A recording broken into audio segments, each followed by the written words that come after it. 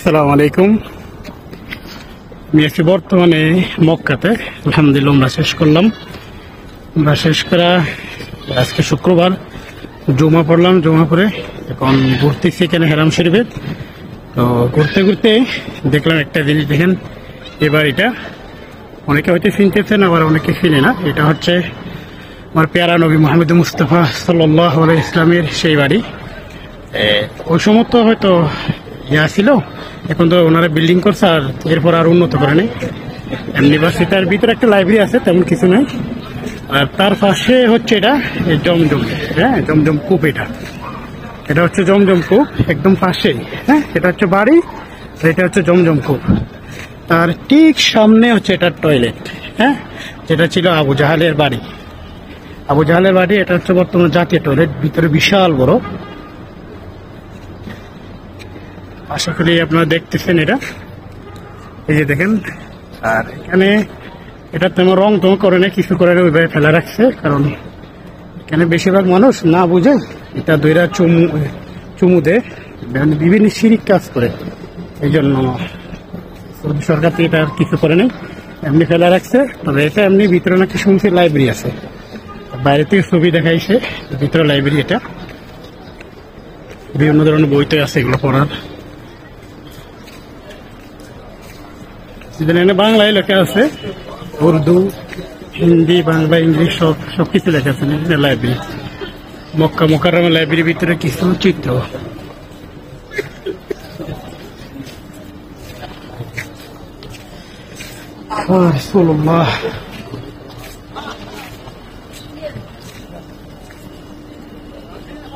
এই যে দেখেন, এগুলার কারণে এটার তেমন আর ইয়া করে নেই মানুষ। যেমন এর সামনে এসে হাত তুলছে এদিকে হইয়া, সেই ঘরের দিকে হয়ে মুখ ঘুরে হাত তুলছে, এই জন্য ইয়া করে রাখছে এটা।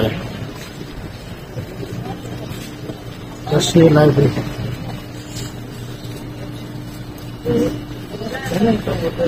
যতটুকু পারতেছি দেখাচ্ছি।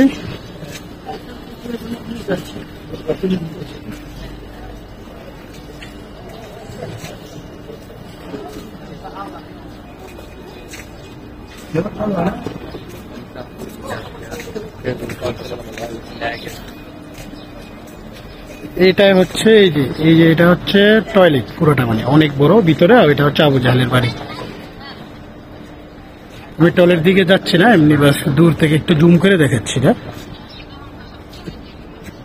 আর এটা হচ্ছে মুহাম্মদ মুস্তাফা সাল্লাল্লাহু আলাইহি ইসলামের সেই পুরনো বাড়ি। তবে তখন তো আর বিল্ডিং ছিল না, এখন এনারা বিল্ডিং করছিল, এরপর আর কোনো কিছু করে নেই। এই যে দেখেন, এখানে ছবি দিয়ে দেখাইছে মানুষ শিরিক করে।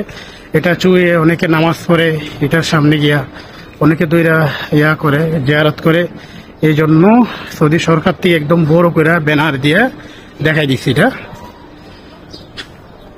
এগুলো যাতে না করে। আর এই পাশে দেখাচ্ছে আপনাদের, এটা হচ্ছে জমজম কূপ। হ্যাঁ, এই যে এখানে জমজমের পানি এখান থেকে পুরো সব জায়গায় সাপ্লাই দেয়। এটা হচ্ছে সেই কূপ, তবে বন্ধ আছে, ভিতরে ঢোকা যাচ্ছে না। এমনি আমি বাইরের থেকে দেখাচ্ছি। মানে এই যে বাড়ি আর এই যে জমজম কূপ। এটা